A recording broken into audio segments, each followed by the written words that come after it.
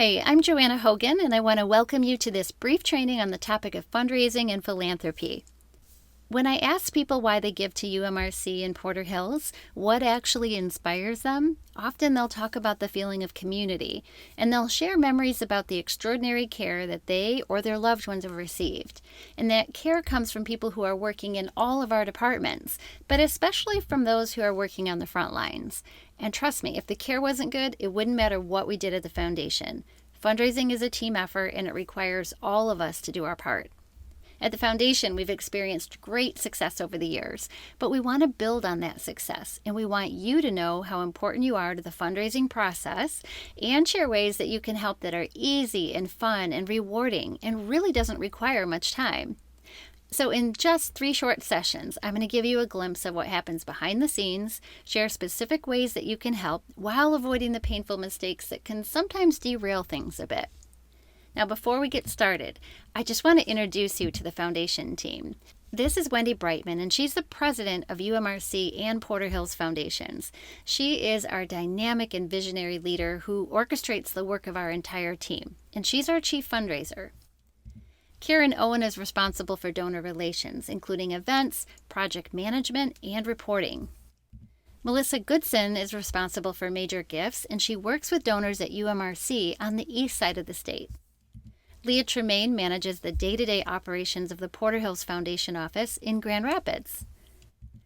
This is me, Joanna Hogan, and my efforts are focused on Porter Hills and Cook Valley, and I'm responsible for raising money from West Michigan donors. Becca Whale helps write grants and publications. She also handles our social media and our communications. Lisa French is the voice of the foundation. She directs and writes our publications, as well as our fundraising letters and our grant requests. Sherry Hardcastle manages the day-to-day operations of the UMRC Foundation office on the east side of the state.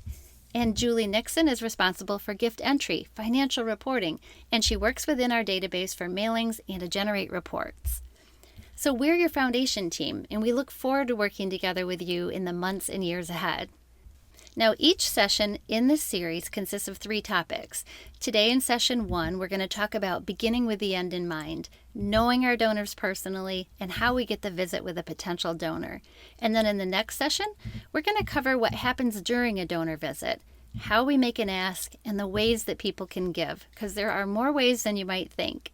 And then in session 3, we're going to talk about stewardship, what that looks like in action, what helps with fundraising and what hinders it and can get in the way, and we'll talk about how you can plug in and help in a way that feels comfortable for you. So let's get started. Beginning with the end in mind, our goal is to receive significant gifts in a reasonable amount of time to the greatest joy of our donors, and that's because we have great big goals, a limited amount of time, and we care deeply about helping people give in ways that bring them joy. Another way we begin with the end in mind is to recognize that we're looking for people who are truly interested in our projects. And ultimately, we want to ask them for a gift in a way that's not awkward, but instead it's really thoughtful and comfortable. And to do that, we must know our donors personally.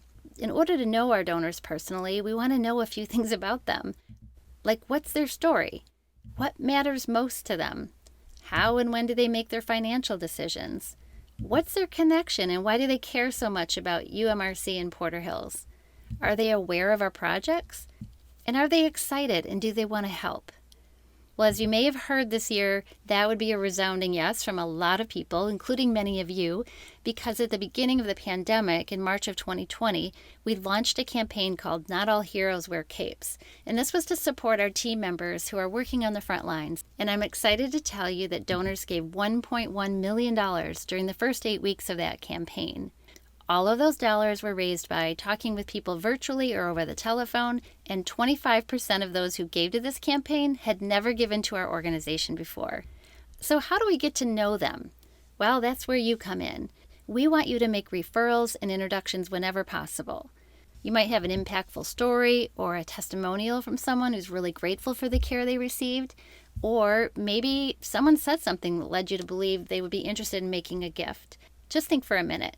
Do you know a grateful resident or family member who might want to express their gratitude in a tangible way? One time, the transition coordinator at Porter Hills gave me a heads up about a resident who mentioned a rare book collection to her that he was interested in donating. She sent me an email and she said he might be a good person for me to talk to. Not only did he want to donate his book collection, but he wanted to give his entire estate to Porter Hills. And guess what? We didn't even know him.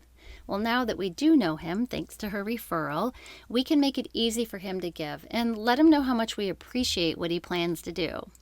Other team members have helped us make connections with vendors and business leaders who later became great sponsors. Now, a warm introduction is the best way for us to connect with a donor. And trust me, if you give us a name or introduce us because you think they might be a good donor prospect, well, we're not going to just run out and ask them on the spot unless that's what the conversation is expected to be. In fact, we have a golden rule, which is no surprises. So if we're going to have a gift conversation, that'll be known up front. In terms of location, we like to meet with people face-to-face whenever possible. So under normal circumstances, we meet with them in their homes or their offices or our offices, or as pictured here in a restaurant or a coffee shop. Because of the pandemic, though, we've had to find more creative ways to stay in touch. So our team created a safe code of conduct for donor visits during COVID-19, and that's included virtual calls, delivering iPads to our elders who don't have a computer, sending video messages, meeting outside, and we're staying in touch by sending old-fashioned handwritten notes. So I'm sharing this with you because I want you to know that fundraising is going to continue despite the challenges that come our way. Fundraising is needed now more than ever, and we're going to work with people in ways that keep everyone safe. Okay, so to summarize, to raise money, we must begin with the end in mind. Of course, we want to receive significant gifts as soon as possible, but we're not trying to get people to do something they don't want to do. We're helping them do what they want to do, which is to give to our organization in a way that brings them joy. So we must develop genuine relationships, because the better we know them, the more thoughtful and effective we'll be. And I've shared about how we appreciate your referrals and how helpful it is to have a warm introduction. After you've made the introduction, we'll gladly take it from there and handle the conversation tactfully. We really need you, and we appreciate your help in this way. Okay, I told you this was going to be short and sweet, so that's it for now. I'll see you in the next session.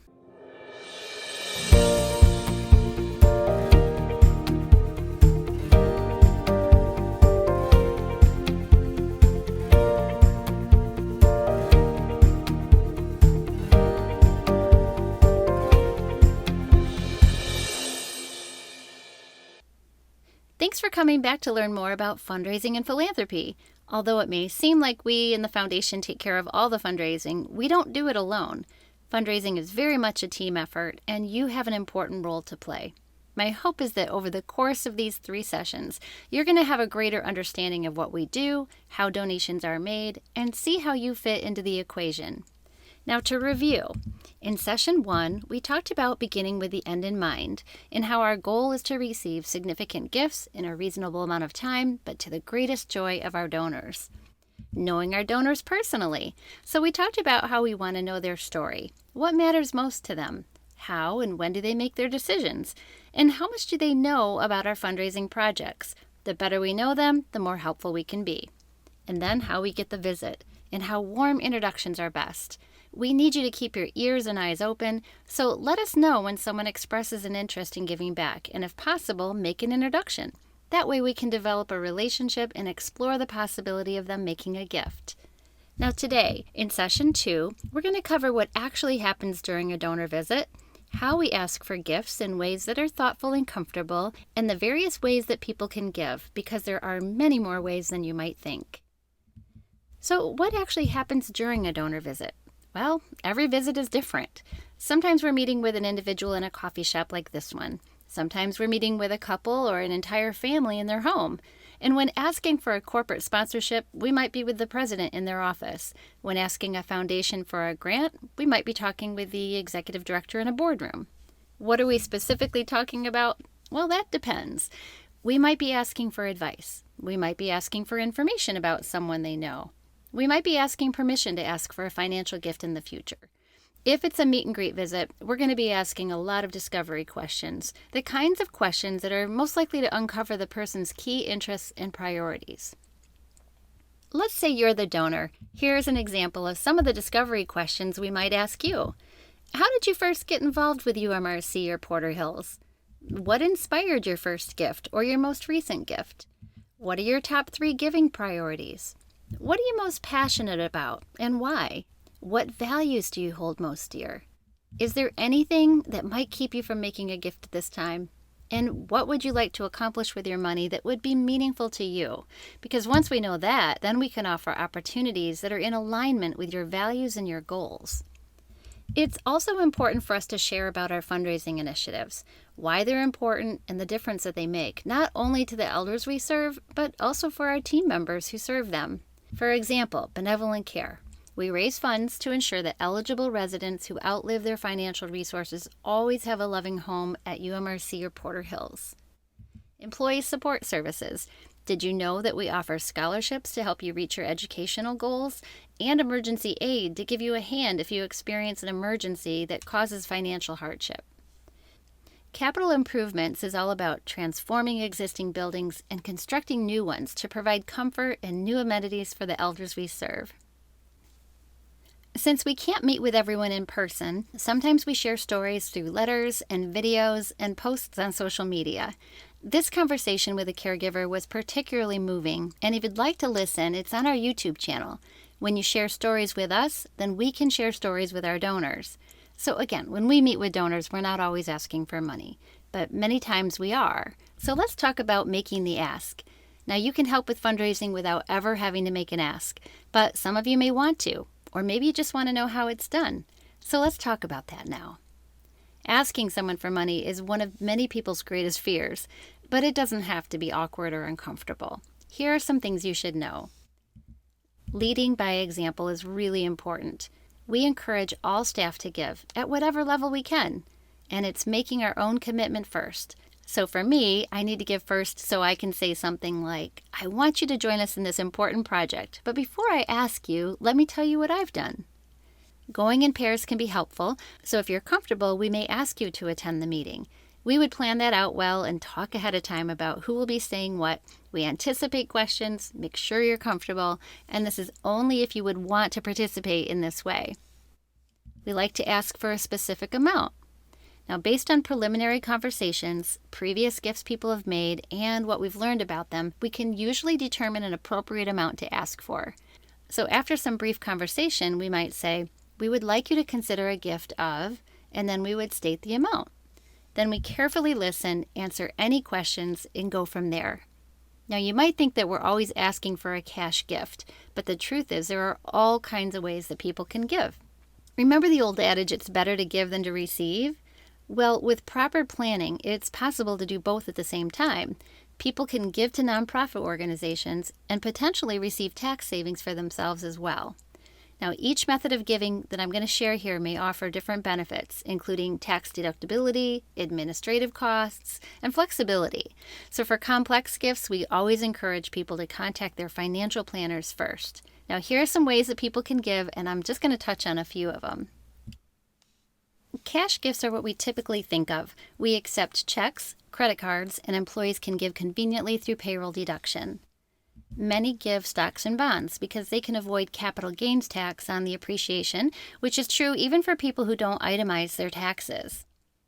Residents can make contributions from the refundable portion of their life lease. Many are unaware or have forgotten about this option, and in most cases, they have a substantial amount of money sitting in an account, and they can tap into those funds to make donations now rather than having it sit there until they move into another accommodation or until they pass away. And as we say, it's always more fun to do your giving while you're living. If they have a life insurance policy they no longer need, they can list our organization as a beneficiary. And some people like to set up private family foundations for their giving, or a donor-advised fund, and that's like a personal charitable savings account. Donating from an IRA is a great way to make a gift, and if they are 70 and a half or older, it can count toward their minimum distribution. Bequests are estate gifts, and that's when people include our organization in their will. And they can give tangible property and in-kind donations. Now let's talk about who gives. because there is this myth that donors are rich and famous people we don't know. But here's the truth.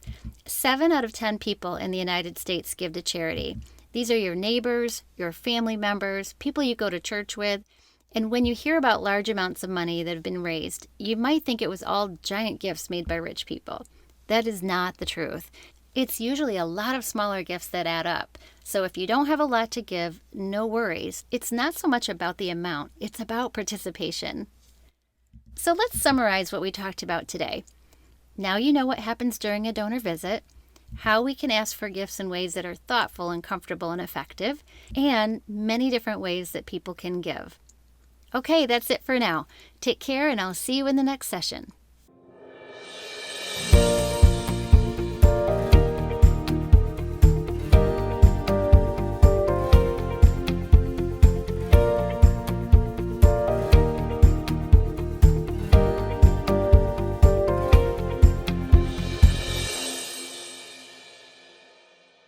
Welcome back to your Fundraising and Philanthropy Training.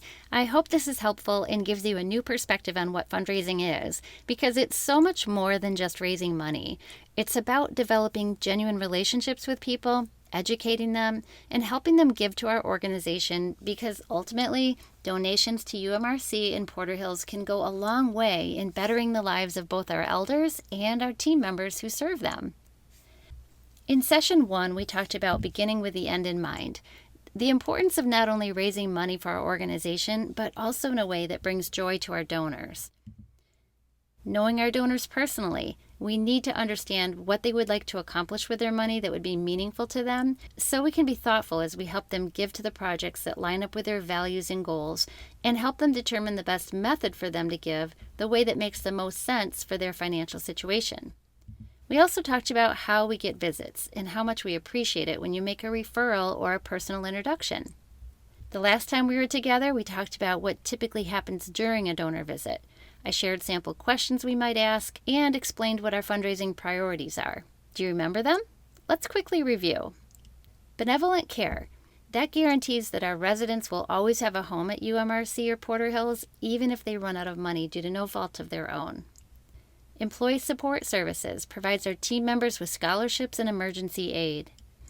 Capital improvements might be a new building or an expansion of a physical property.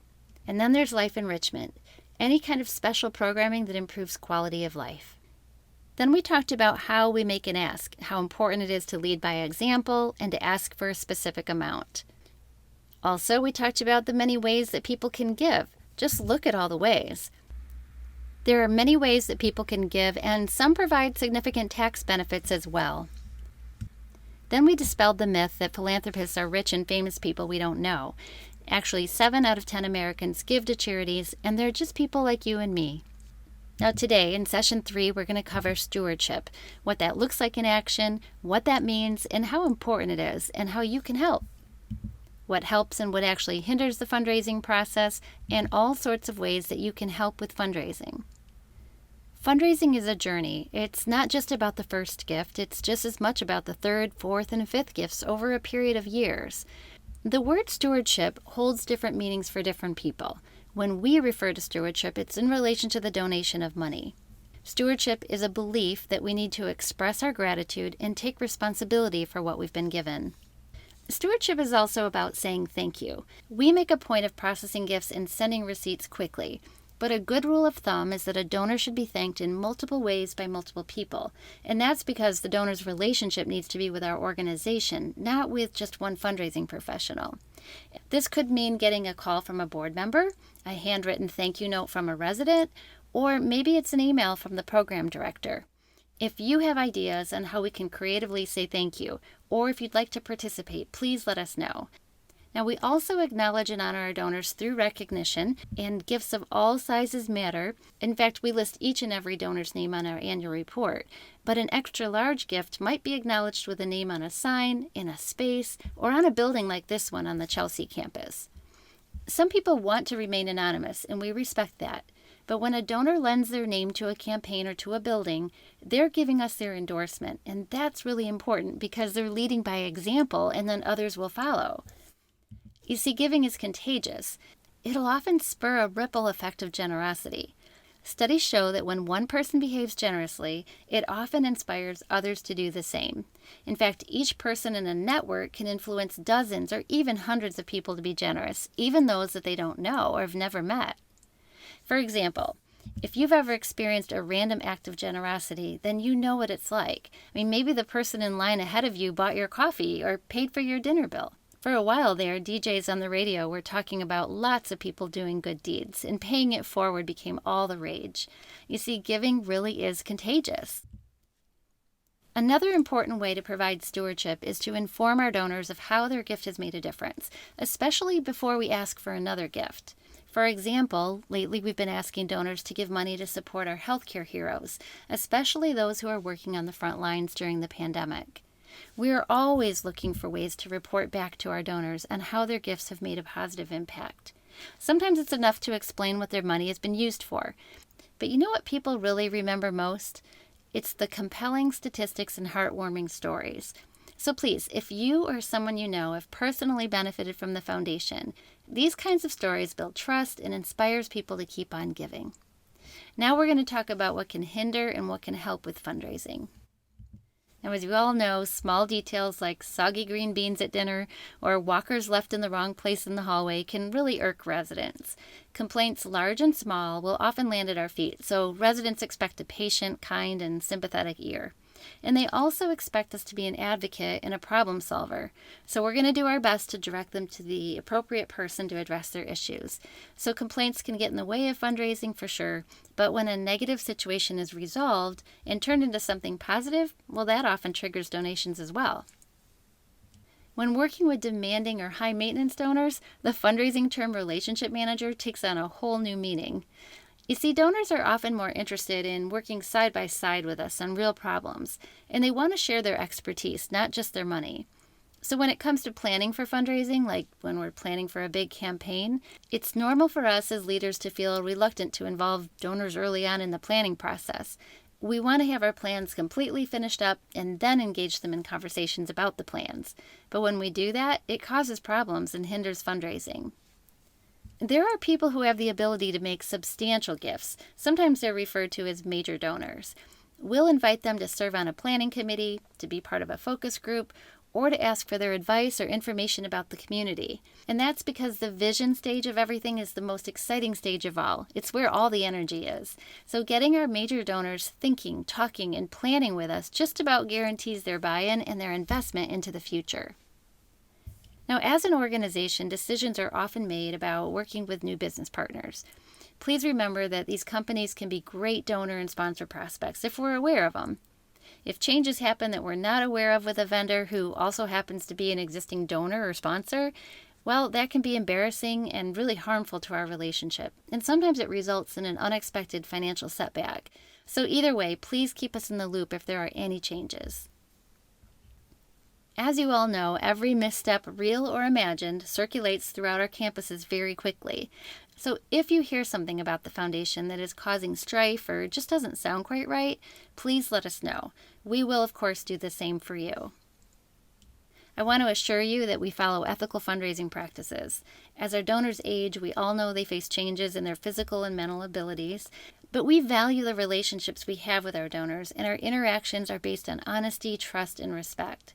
So sometimes we're going to involve family members in donor conversations, and there's times when we're just going to switch from seeking the next gift to simply maintaining a relationship of kindness and stewardship.